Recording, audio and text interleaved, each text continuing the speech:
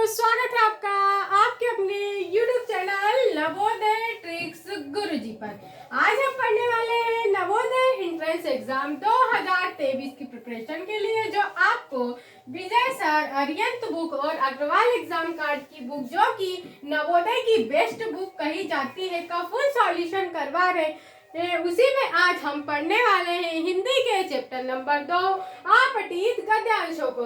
अगर इससे पहले के वीडियो आपने नहीं देखे हैं तो आप हमारे चैनल की प्लेलिस्ट में जाकर वहां से उन वीडियो को आसानी से देख सकते हैं।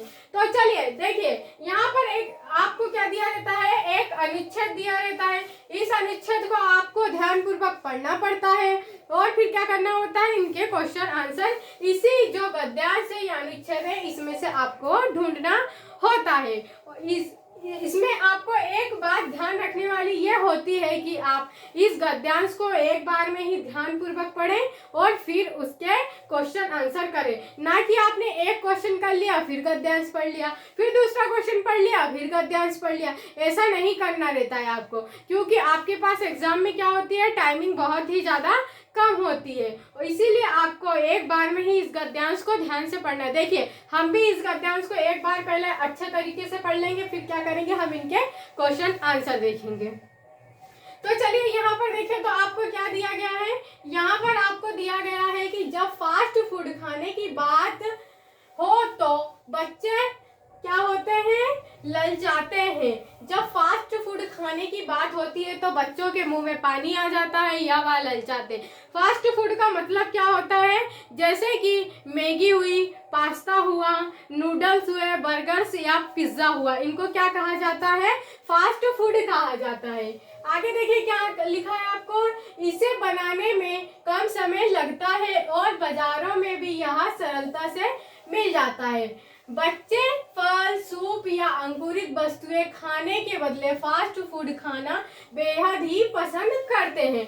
नूडल्स, बर्गर और पिज्जा की बड़ी मांग है। यद्यपि ये बनाने में बड़े आसान है, फिर भी ये क्या होते हैं, हमारे लिए हानिकारक होते हैं। जो ये होते हैं फास्ट फूड, ये क्या होते हैं, हमारे शरीर के लिए हानिकारक होते हैं। इनका सेवन करने से हमारे शरीर में विभिन्न प्रकार की बीमारियां हो सकती है। इसीलिए हमारे घर पर जो बड़े बुजुर्ग या मम्मी पापा होते हैं, हमें फास्ट फूड खाने के लिए क्या करते हैं, मना करते हैं। इनमें हमारे शरीर के लिए अच्छे पोषण उपयोगिता नहीं होती है। बहुत से शोधकर्ताओं ने सिद्ध किया है कि इन खाद्य पदार्थों का उपयोग स्वास्थ्य के लिए अच्छा नहीं है। इन्हें तेल में तलकर पकाया जाता है। जो मैगी वगैरह होती है, इन्हें काय में तेल में पकाकर बनाया जाता है। बोला जाता है ना कि ये प्लास्टिक की बनी है, हमारे शरीर में जाएगी तो जम जाएगी, जिससे हमें क्या हो सकता है, इन्फेक्शन हो सकता है, जो स्वास्थ्य पर बुरा प्रभाव डाल सकता है। इससे हम मोटे हो सकते हैं। मोटापे से मधुमेह, मधुमेह का मतलब पता है आपको बेटा, नहीं पता हो तो मैं बताती हूँ कि मधुमेह जो रोग होता है उसे क्या कहा जाता है, शुगर कहा जाता है। और उच्च रक्तचाप, उच्च रक्तचाप मतलब क्या होता है, हाइपरटेंशन, जिसको हम क्या कहते हैं, ब्लड प्रेशर कहा जाता है, हो सकते हैं। जो बच्चे अधिकतर फास्ट फूड खाते हैं उन्हें जीवन शैली से जुड़ी बीमारियां हो सकती है, जैसे मधुमेह और उच्च रक्तचाप। इस पूरे गद्यांश में मिलकर बताएं तो आपको यह बताया गया है कि जो फास्ट फूड होता है, इनका सेवन हमें बिल्कुल भी अपने जीवन में नहीं करना चाहिए। उनका विकास उन बच्चों की अपेक्षा अधिक प्रभावित होगा जो पौष्टिक भोजन करते हैं। लोग पश्चिमी सभ्यता का अनुकरण कर रहे हैं और घर पर बने खाने के स्थान पर फास्ट फूड को वरीयता दे रहे हैं। यह पश्चिमी सभ्यता को अपनाने के गंभीर दुष्प्रभावों में से एक है। ये जो है, ये जैसे कि पास्ता हुआ, अपना मैगी हुई, नूडल्स, पिज्जा वगैरह हुआ, ये सब कहाँ की सभ्यता है, तो ये पश्चिमी सभ्यता है। इसीलिए हमें नहीं खाना चाहिए, इससे हमारे शरीर पर बहुत ज़्यादा इफेक्ट पड़ सकते हैं।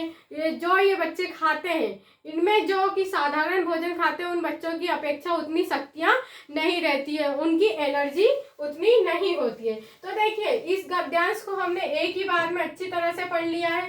अब हम क्या करेंगे, इनके प्रश्नों के उत्तर देखेंगे। इसीलिए मैंने आपको बोला है कि आप भले थोड़ा सा धीरे पढ़िए, पर इस गद्यांश को आप एक बार में ही पढ़ना सीखिए, क्योंकि एक बार में नहीं पढ़ोगे तो फिर एक क्वेश्चन पढ़ लिया, फिर आपको इतना पूरा गद्यांश पढ़ना पड़ेगा, फिर नेक्स्ट क्वेश्चन पढ़ लिया, फिर इस गद्यांश को आपको पढ़ना पड़ेगा। इसीलिए ध्यानपूर्वक आप एक ही बार में इस क्वेश्चन को पढ़ लें तो बेहद अच्छा होगा।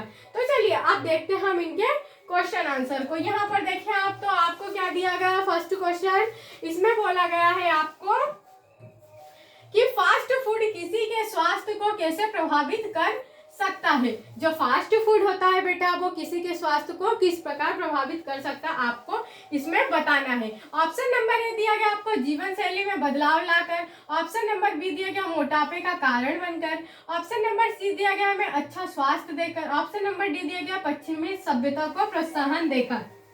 अब आप बताएं, इस गद्यांश को आपने भी ध्यान से पढ़ा होगा, मैं पढ़ रही थी आपके साथ। तो अगर आपको मुझसे पहले आपका इसका राइट आंसर पता हो ना तो आप मुझे कमेंट बॉक्स में आंसर देकर जरूर बताइएगा। देखिए क्या बोला गया था आपको, फास्ट फूड किसी के स्वास्थ्य को कैसे प्रभावित कर सकते हैं। तो जो ऑप्शन नंबर बी होगा बेटा यह आपका राइट आंसर होगा कि मोटापे का कारण बनकर। यहाँ पर आप देखें तो यहाँ पर आपको इस गद्यांश में सारा बताया गया है।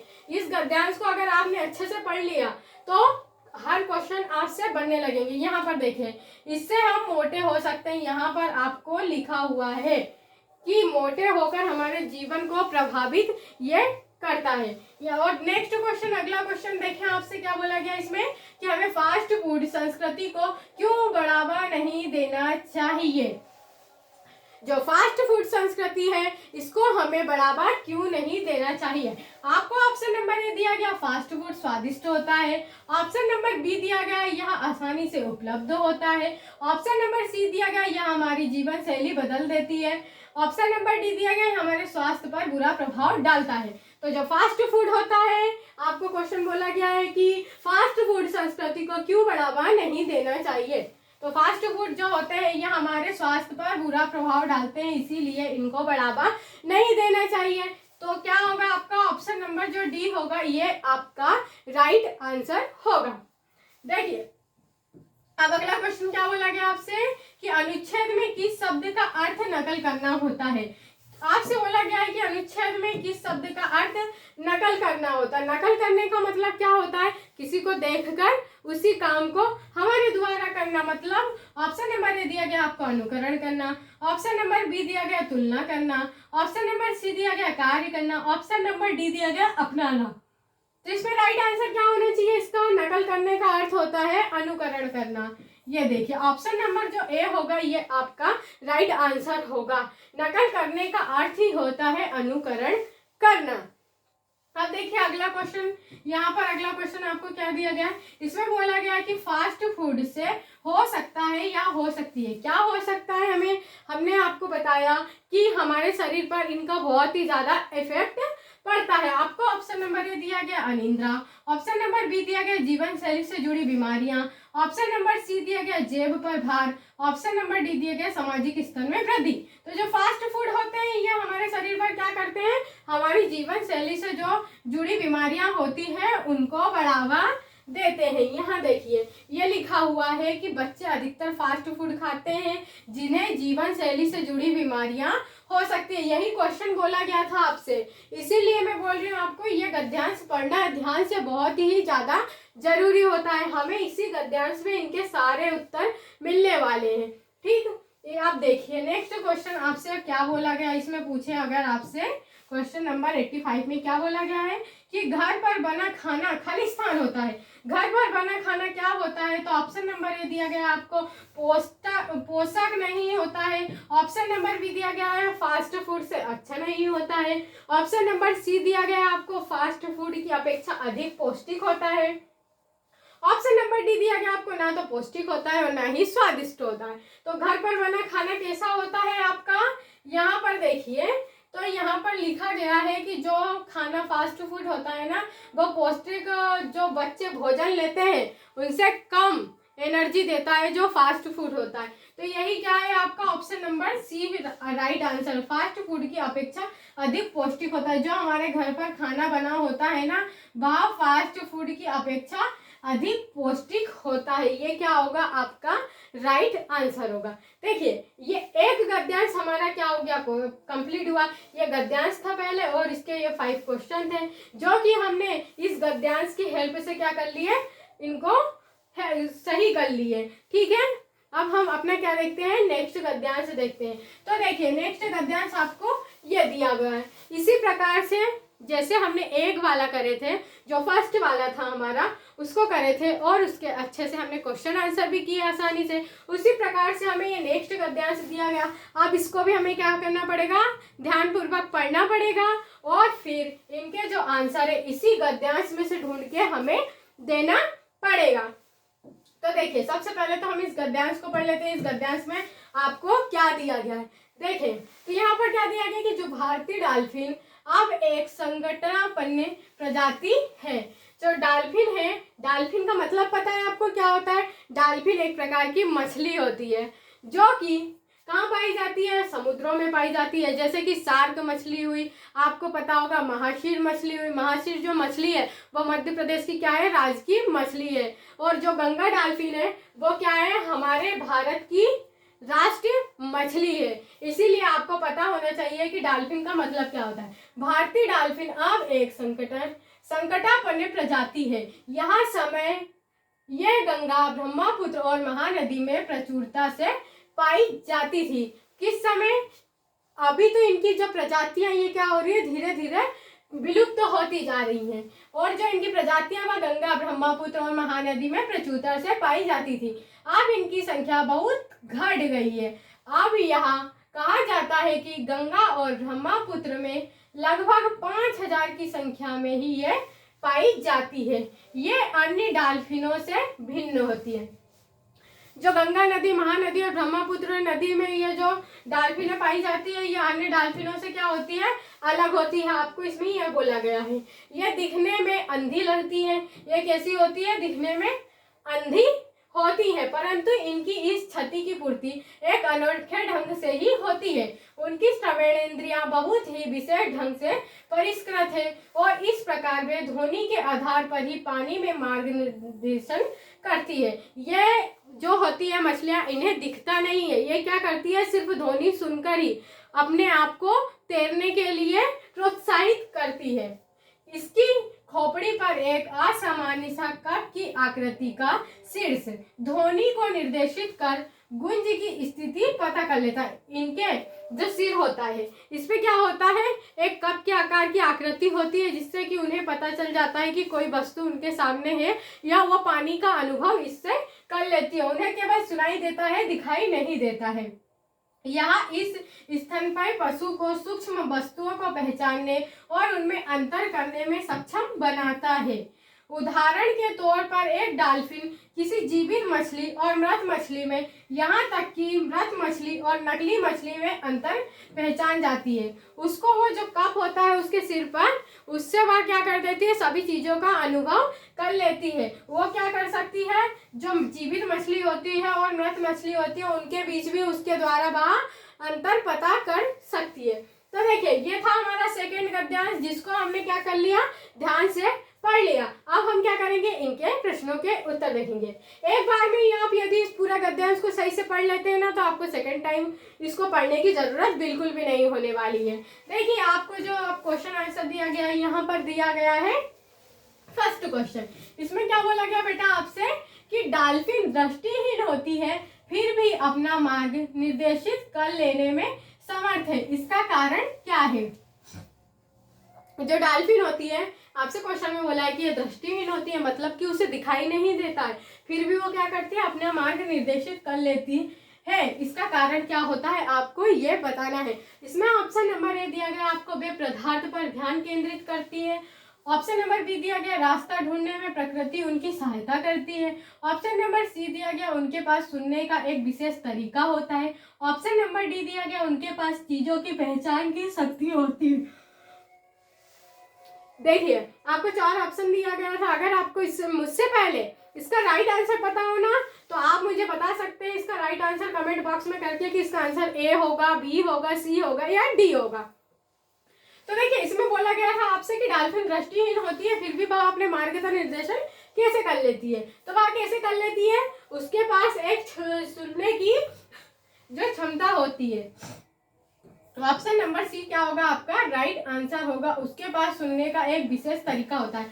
कैसा होता है? उसके जो सिर होता है ना, सिर पर एक कप के आकार की क्या होती है, देखो यहाँ पर लिखे होती है। उसकी जो खोपड़ी होती है उस पर असामान्य सा कप के आकार की शीर्ष होता है, जो ध्वनि को निर्देशित कर गुंज की स्थिति का पता कर लेता है। वही उसको सुनने में क्या करता है? मदद करता है। तो ऑप्शन नंबर जो सी होगा ये क्या होगा आपका राइट आंसर होगा। ठीक है, ऑप्शन नंबर सी आपका राइट आंसर होगा। आप देखिए अगला क्वेश्चन क्या बोला गया आपसे। इसमें बोला गया है मृत शब्द का विलोम शब्द बताना है आपको। जो मृत शब्द होता है, मृत शब्द का तो सबसे पहले आपको अर्थ पता होना चाहिए कि मृत शब्द का अर्थ क्या होता है। तो मृत शब्द का अर्थ होता है मरा हुआ। तो इसी का विलोम शब्द आपको बताना था। मरा हुआ का जीवित अपना विलोम हो जाएगा। तो जो ऑप्शन नंबर सी होगा ये क्या होगा आपका राइट आंसर होगा। विलोम शब्द की एक मैं बहुत ही ज्यादा बेस्ट ट्रिक के साथ आपको सारे क्वेश्चन सॉल्व करवाने वाली हूँ। आप उस क्लास को जरूर देखिएगा। उसमें आपको बहुत सारे जो विलोम शब्द है वो तुरंत ही याद हो जाने वाले हैं। तो इसका राइट आंसर क्या होगा? ऑप्शन नंबर सी इसका राइट आंसर होगा। मृत का जो विलोम होता है वह क्या होता है? जीवित होता है। देखिए अब आपका अगला क्वेश्चन, इसमें अवतरण में प्रयोग के अनुसार मार्ग निर्देशन का अर्थ क्या होता है। आपको इसमें बताना है कि जो मार्ग निर्देशन शब्द होता है ना, इसका अर्थ क्या होता है, इसके बारे में आपको बताना है। ऑप्शन नंबर ए दिया गया आपको समूह को आगे ले जाना। ऑप्शन नंबर बी दिया गया आगे बढ़ना या चलना। ऑप्शन नंबर सी दिया गया मार्ग ना ढूंढ पाना। ऑप्शन नंबर डी दिया गया है जहाज से यात्रा करना। मार्ग निर्देशन का मतलब क्या होता है ये आपको पता होना चाहिए।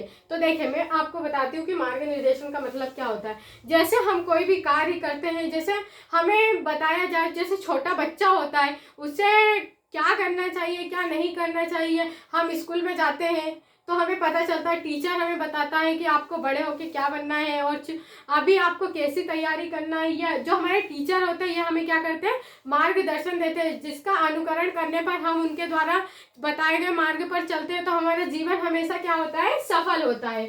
उसी प्रकार से मार्ग निर्देशन का अर्थ क्या होता है? आगे बढ़ना या चलना। ठीक, ऑप्शन नंबर जो बी होगा बेटा ये आपका राइट आंसर होगा। अब यहाँ पर अगला क्वेश्चन देखिए, डॉल्फिन की श्रवण शक्ति के बहुत अधिक विकसित होने का प्रमाण है। जो डॉल्फिन मछली होती है उसकी जो सुनने की शक्ति होती है इसके बहुत अधिक विकसित होने का प्रमाण बताना है आपको। इसमें ऑप्शन नंबर ए दिया गया है या नदी में चल सकती है। ऑप्शन नंबर बी दिया गया या तैरकर आर पार जाती है। ऑप्शन नंबर सी दिया गया यह अपने स्वामी को पहचानती है। ऑप्शन नंबर डी दिया गया या जीवित और मृत मछलियों को पहचान सकती है। तो क्या होना चाहिए इसका राइट आंसर? मछलियों जो डॉल्फिन होती है इसकी श्रवण शक्ति के बहुत अधिक विकसित होने का प्रमाण क्या होता है कि यह जो होती है ना, यहाँ तैरकर आर पार हो जाती है। ऑप्शन नंबर बी क्या होगा इसका राइट आंसर होगा। वो भी आर पार कैसे होती है, उससे कैसे पता चलता है कि मेरे मार्ग में कोई वस्तु है या नहीं है, या मैं पानी में ही तैर रही हूँ या जमीन पर चल रही हूँ। तो उसके क्या होती है? श्रवण शक्ति, मतलब जो कप के आकार की आकृति होती है ना उसके द्वारा ही इसको सारे संकेत मिल जाते हैं। ठीक है, तो ऑप्शन नंबर बी क्या होगा आपका राइट आंसर होगा। अब देखिए अगला क्वेश्चन आपसे क्या बोला गया है, इस अवतरण का उपयुक्त शीर्षक क्या होगा। ये ऐसे क्वेश्चन आपको बहुत पूछे जाते हैं। एक गद्यांश दिया रहता है जिसमें आपको लास्ट क्वेश्चन या फर्स्ट क्वेश्चन में पूछा जाता है कि इस जो पूरा गद्यांश है इसका मुख्य शीर्षक क्या है। तो आपको मुख्य शीर्षक के बारे में पता होना चाहिए। शीर्षक का मतलब होता है जैसे इस अनुच्छेद में जिसके बारे में सबसे ज्यादा वर्णन किया जाता है वही क्या होता है? उसका शीर्षक होता है। इसमें ऑप्शन नंबर ए दिया गया आपको नदी की मछली। ऑप्शन नंबर बी दिया गया दुर्लभ डॉल्फिन है। और ऑप्शन नंबर सी दिया गया भारतीय डॉल्फिन है। और ऑप्शन नंबर डी दिया गया आपको अंधी डॉल्फिन है। तो ये जो पूरा अपना अनुच्छेद है इसमें काय के बारे में वर्णन किया गया, आपने पढ़ा होगा तो आपको पता होगा कि इसमें जो भारतीय डॉल्फिन है, यहाँ पर देखिए इसमें पहले ही बता दिया गया था कि इसमें भारतीय डॉल्फिन का वर्णन किया गया है। पूरे में डॉल्फिन के बारे में बताया गया था। उसी प्रकार से देखिए यहाँ पर भारतीय डॉल्फिन के बारे में बताया गया है। यही आपको बताना था कि इस अवतरण का उपयुक्त शीर्षक क्या होगा। तो ऑप्शन नंबर जो सी होगा ये आपका राइट आंसर होने वाला है। ये दो गद्यांश हमारे आज के कंप्लीट होते हैं। अगर आपको यह वीडियो पसंद आया हो तो हमारे वीडियो को एक लाइक करें और हमारे चैनल नवोदय ट्रिक्स गुरुजी को क्या कर लें, जरूर सब्सक्राइब कर लें, ताकि आपका भी नवोदय एंट्रेंस एग्जाम 2023 में सिलेक्शन हो सके। और इस वीडियो को अपने दोस्तों में ज़्यादा से ज़्यादा शेयर करें, ताकि उनका भी आपके साथ नवोदय एंट्रेंस एग्जाम 2023 में सिलेक्शन हो सके। और अगर आपको मैथ की प्लेलिस्ट चाहिए हो तो आप हमारे चैनल की प्लेलिस्ट में जाकर वहां से सारे मैथ के वीडियो आसानी से देख सकते हैं। और आपको ये सेशन कैसा लगा मुझे कमेंट कर जरूर बताएं, ताकि मैं ऐसे ही वीडियो आपके लिए हमेशा बनाती रहूं। और लाइक जरूर कीजिएगा, हम आपके लिए इतना मेहनत करते हैं तो एक लाइक करना तो बनता ही है। चलिए ठीक है, मिलते हैं हमारे नेक्स्ट वीडियो में, तब तक के लिए थैंक यू बेटा।